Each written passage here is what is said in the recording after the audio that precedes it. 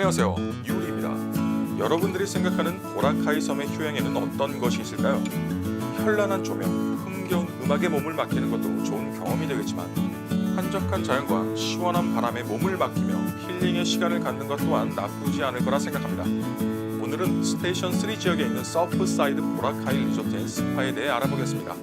보라카이 섬의 남쪽에 위치해 있는 이곳은 상대적으로 한적한 해변과 해양 스포츠를 좋아하시는 분들이 지내기에 최적인 곳이라 할 수 있죠. 함께 떠날 준비 되셨나요? 자, 그럼 시작합니다.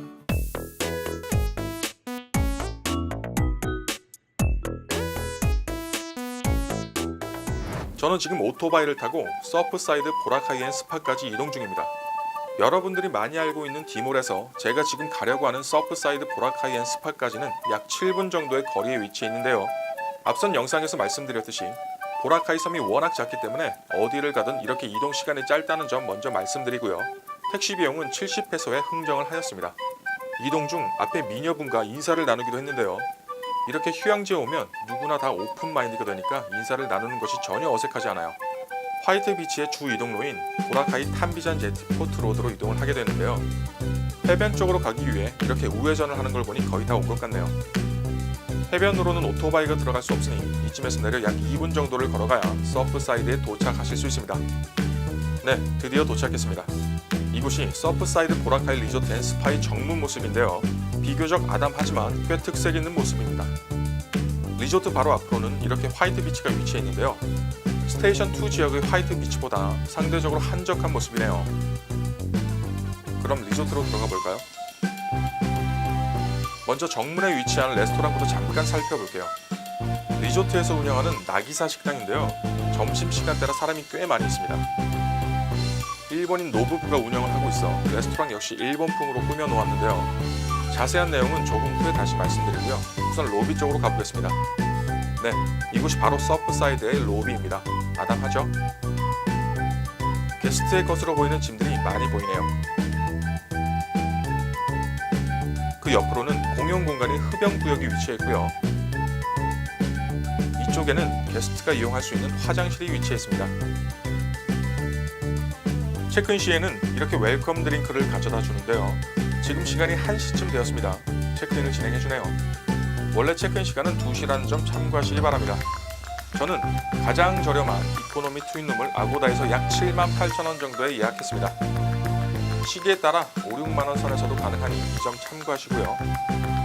가장 구석적인 것 같네요. 각 방마다 이름이 있는데요. 제 방의 이름은 밤부입니다. 혼자 지내기에는 괜찮은 사이즈네요.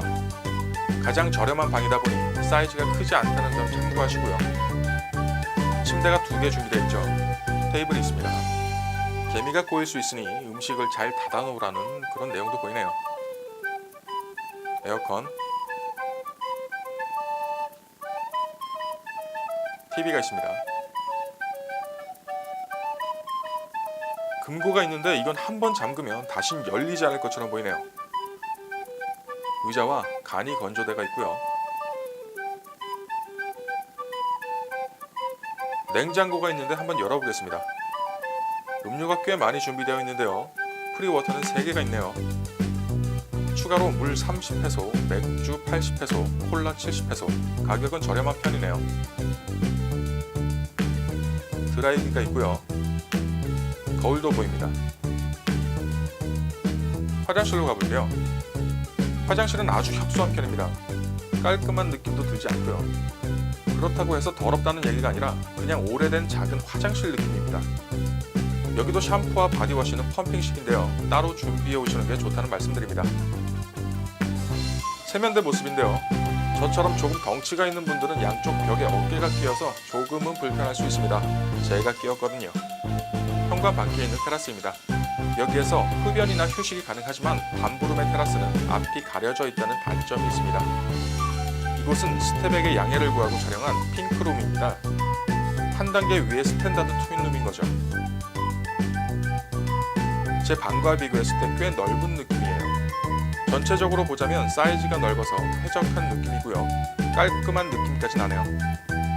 제 방과 가격 차이는 크지 않으니 차라리 이 방을 예약하시는 게 더 좋을 듯 합니다. 선풍기도 있네요. 침대는 마찬가지 2개가 준비되어 있습니다. 테이블도 있고요.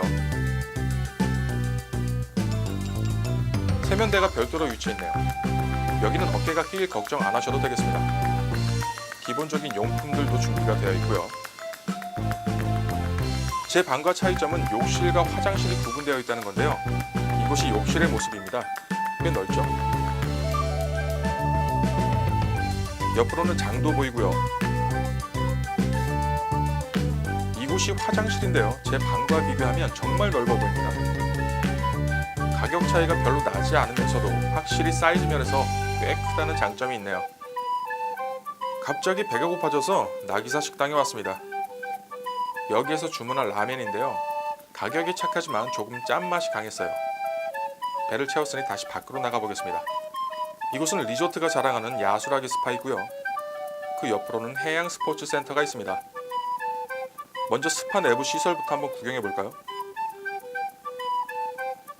마사지의 가격은 1,000페소입니다.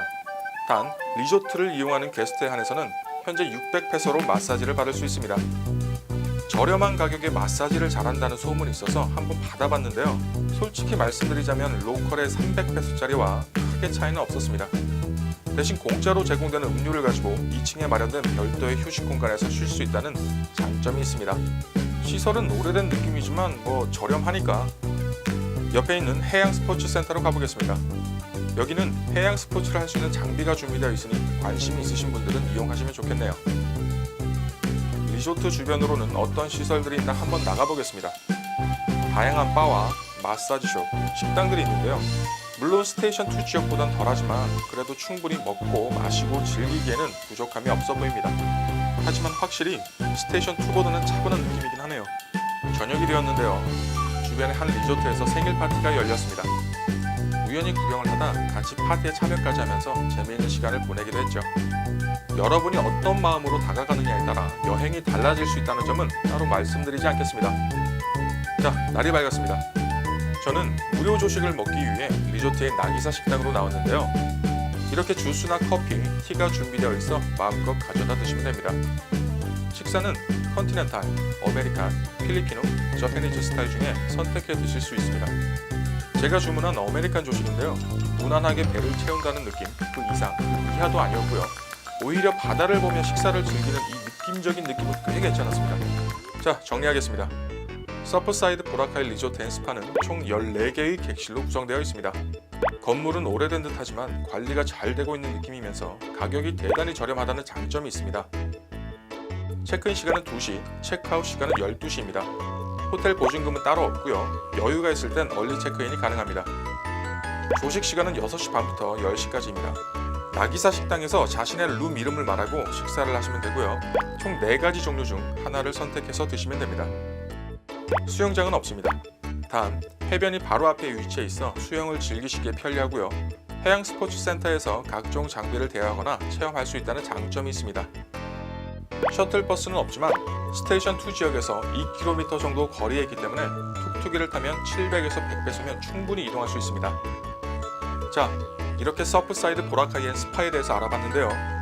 중심지인 스테이션2 지역에서 다소 떨어져 있기 때문에 상대적으로 한적한 분위기지만 충분한 주변의 시설들로 인해 휴양을 즐기기에는 전혀 문제가 없었다는 점은 앞서 소개해드린 랄프스 플레이스와는 다른 점인 것 같네요. 물론 수영장이 없다는 단점이 있지만 비교적 저렴한 마사지를 이용할 수 있다는 장점이 있고요. 바다를 배경 삼아 다양한 음식들을 저렴한 가격에 맛볼 수 있는 나기사 레스토랑 역시 이곳의 매력이 아닐까 생각합니다. 특히 저렴한 숙박 비용은 여러분들의 여행 계획을 더욱 알차게 만들어줄 수 있는 가장 중요한 요소가 아닐까 생각해봅니다. 다음 시간에는 해난 그룹의 리조트 중 하나인 해난 라군 리조트에 대해 알아보겠습니다. 당신의 여행에 도움이 되길 바라며 저는 유리였습니다. 감사합니다.